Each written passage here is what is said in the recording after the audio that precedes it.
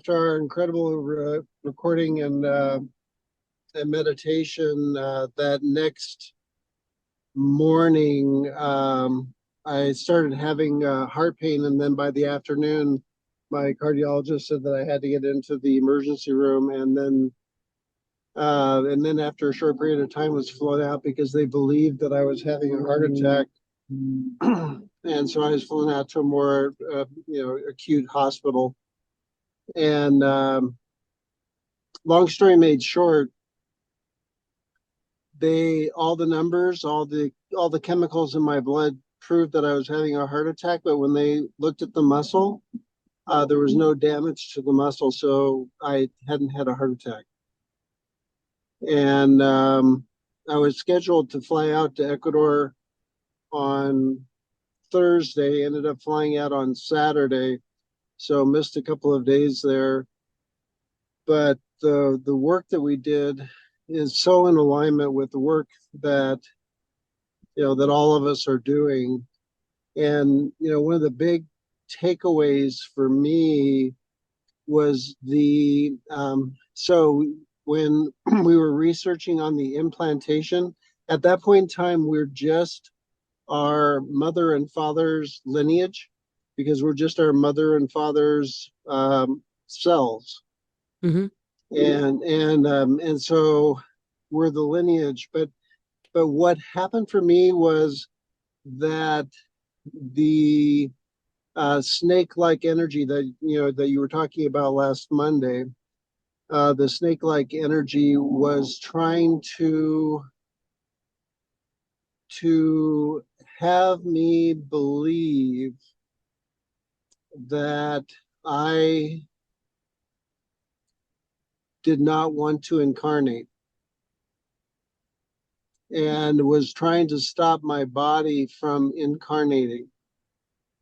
To get your And body to reject it, to sort of like to get get the body to reject you in a way. to the body to reject the incarnation. And so I worked with that snake energy, and of course, once that snake energy is confronted, it has no choice but to run away. Hmm. Uh, because once it's seen, it has no power once it's seen. And then what was interesting is that night we went to there's a woman in the small little town that we're in that does sound healing, and basically we did breathing techniques into our heart, and then that cleansed out the rest of that rejection of incarnation. And since I was, and I'm sure there's probably more of us online right now that have felt this, but it's just that we've never really wanted to be here in the first place. Mm-hmm. Mm-hmm. And just really recognizing that that is a projected thought form. That was that snake-like energy that was trying to prevent us from embodying fully and bringing our light into the world at this time. And then after that energy left me, my soul has never laughed so hard. In fact, everyone else that was in the breathing session just kind of freaked out because of because of how the volume of how the laughter of my soul. Um, I think you're going to love and how this ties in with what I'm going to talk about. I'm gonna, I know I am, and I just want to say that, yeah, that the other piece of what the opportunity gave me is, whenever, so now since I've had all the OBE and NDE experiences, whenever my electromagnetic field gets weak, I can stand outside myself. It's not an NDE or an OBE, but I can stand Mm. outside myself and I can see the field. And it was so brilliant. And I talked to, I wrote to Cassandra about my experience a little bit, is the how the sacral toroidal field, as soon as the primitive streak occurs, and the sacral toroidal field is an anterior posterior toroidal field. And then when it raises up into the heart, how that becomes more of a vertical toroidal field. And then I was able to see the template that my soul places upon my body to form my body. And I can see how my soul then, and this again goes back to the week before we were meditating, how my soul is creative intelligence from the inside out. So how my soul comes in through that blue watery Oh. vortex and then totally creates in the world. And I have been and and just spending the week in Ecuador, every single person that I met was exactly who I needed to meet, and everything that I said was exactly what I needed to say. And it was just like I am creative intelligence, and I just feel it to the center of my bone. And as you can tell, my voice has changed significantly over the last week. And I'm just so psyched because I am creating continually. I mean, we all are. We are all creating continually, and I'm taking responsibility for what it is that I'm creating, and I'm putting forth the intention of what it is that I'm creating. So I'm just so happy for the last well, many weeks, but particularly the last 2 weeks since that meditation has really energized me, and and we'll see where it goes from there. So yeah, I'm excited to hear what you have to say. I'm sorry about jumping in so quickly. No, that's all good. Um, I haven't even done my intro yet, uh, which I will do because I think some of this needs to be posted on YouTube. So let me do that. Hello and welcome. Today's Tuesday, the 1st of October, 2024, believe it or not. I'm going to cut that piece in, David, at some point. And so many sinks. Wow. Yes, that reclamation meditation we did seems to have been very powerful, and the ripple of that is just continues.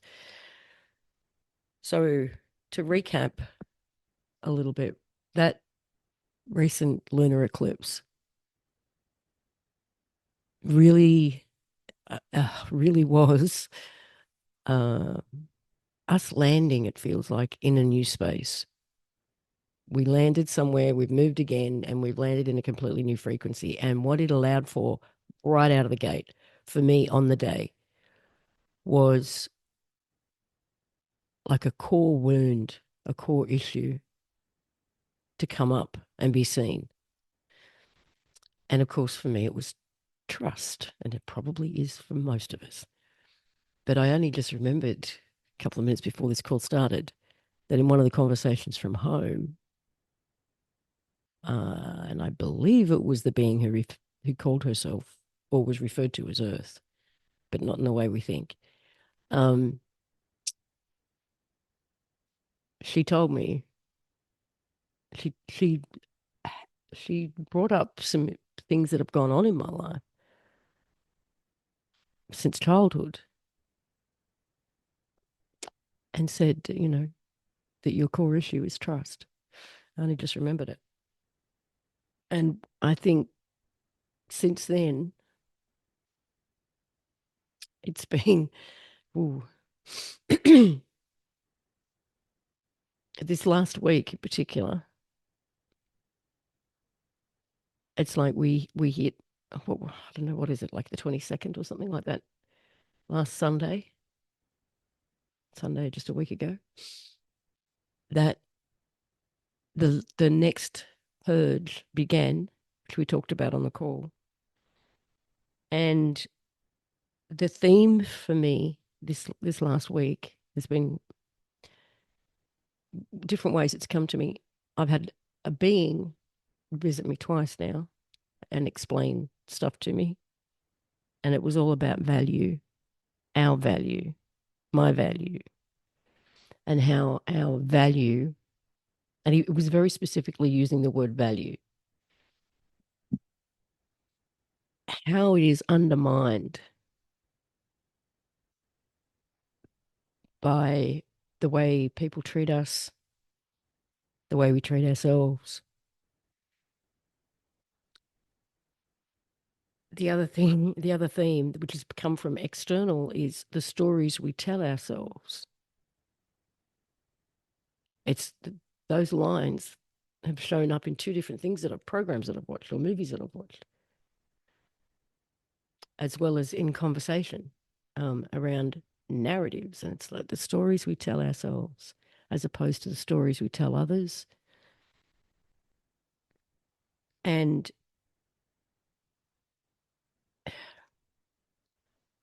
we've been talking a lot about this whole awakening process is remembering who we are, but it's so much more than that. It's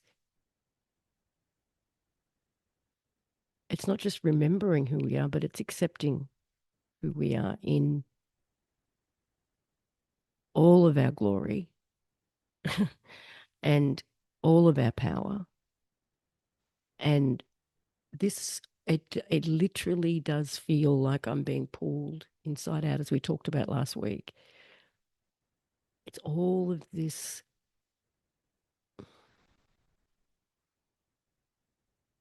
knowing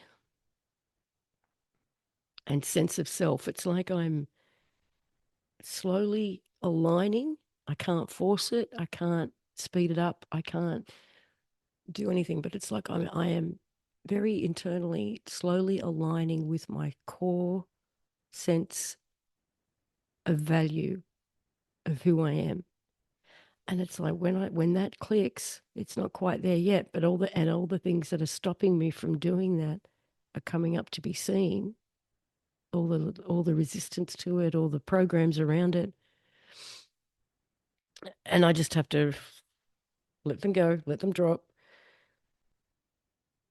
Um, it feels like once that clicks in, it's like the whole, not just me internally, but me externally and the whole world and everybody doing it. It's going to click, and maybe that's what Russ calls the flip. I don't know, but when it clicks, everything changes, and we are so close. And this week has been such a big purge of it all. I don't know how else to to explain it. I did write something down. It's what my true self and value is based on within myself. And I know that at my very core, my my beingness is love. My my core frequency is love. My very state of being is love. And from that, everything springs. And it's like that's what I am very slowly but sometimes painfully um, aligning with. It's like our internal compass, um,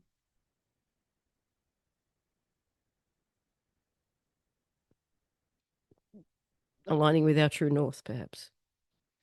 But the idea that we are pulling, because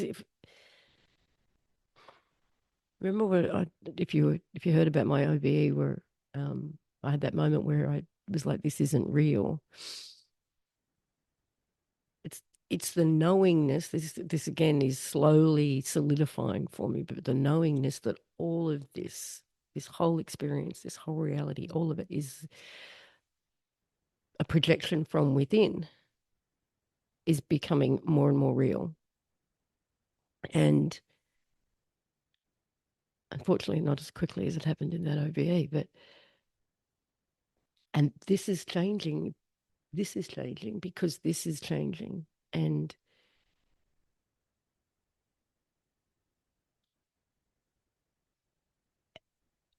it's like we're going to hit a critical mass, and I don't think it's going to be that many of us, to be honest. It's not going to take that many. I mean, they say it only takes one, right? But I just feel like Russ, your flip is like any minute now. I would have to agree. I think Mm, October is going to be an incredible month. same. We're about to remember who we really are, I think. And as for the snake that David mentioned earlier, I've had so many. Like I know that we won the war, so to speak, by the end of January, and we had that deadline to do so. But it's since then we've been dealing with I don't know, the dying off process. Um, and that's probably why we're so many people all over the world are sick right now. Um, when you do a parasite detox, you can get very sick. They release a lot of toxins when they're dying off, and it makes your body sick. So you got to purge all that too. So I think that's what since January it has been dying off in the system, and we're the ones who have to purge it, not just out of our own bodies, but out of the system itself and out of our minds. And that's what we're going through. That's what we've all been going through since this whole COVID shit. That's what, to me, that's all about is the detox of it all. It struck me this last week about how our sense of value has been so diminished and distorted, and looking at people, just even people's conversations in the chats, and um, tragic in many ways, situations with parents and friends and co-workers and lovers, and how we have ended up valuing ourselves based on how much other people value us. And but everyone's really only doing the best they can based on their own programming and their own trauma. I mean, if we weren't in somebody's life, I mean, if someone did not really truly love us and value us, we wouldn't be in their lives, even if they can't show it or they do their best. But it's all coming, they, they can only do, they can only love and share and express to the best of their broken, traumatic ability, is basically what I'm saying. And that's what's part flipping. It's like once this thing aligns, it will not matter. Nothing external will touch your sense of who you are and your value. Nothing and no one. Once it's remembered, once it's felt, it's going to be felt. And like someone said to me, but you are love. You are that is your core frequency. Just know that. I'm like, yeah, I get it. Intellectually, it's all there. Got it. Noted.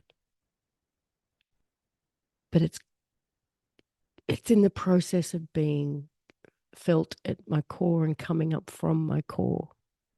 And once that fully kicks in, I can watch out. And that's where we're all going to get to.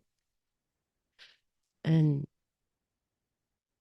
this world changes in a flash, I think, at that point.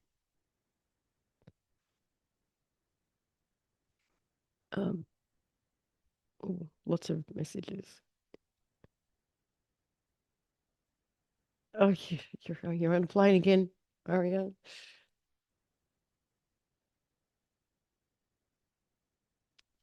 Um,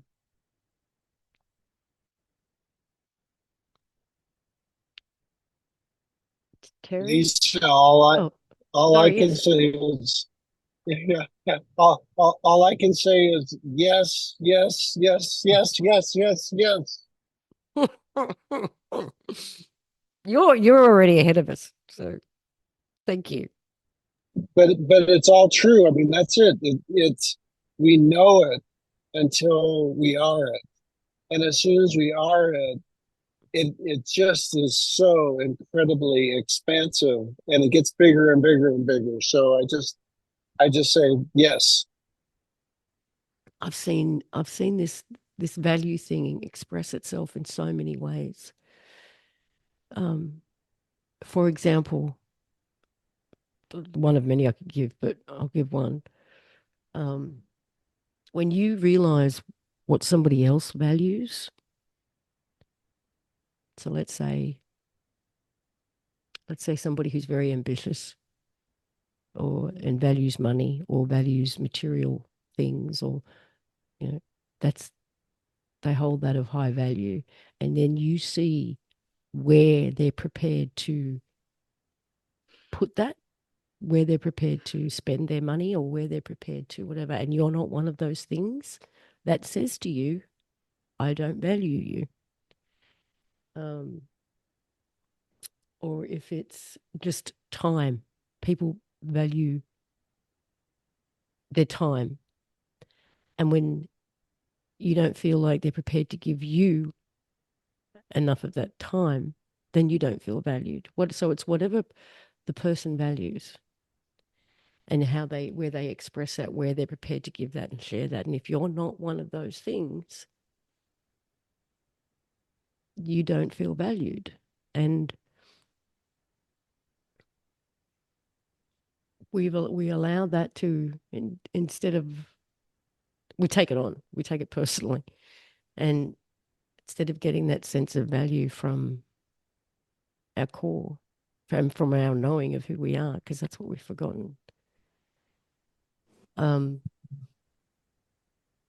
and all that just feels like it's all just we're shedding all of that. It just feels like.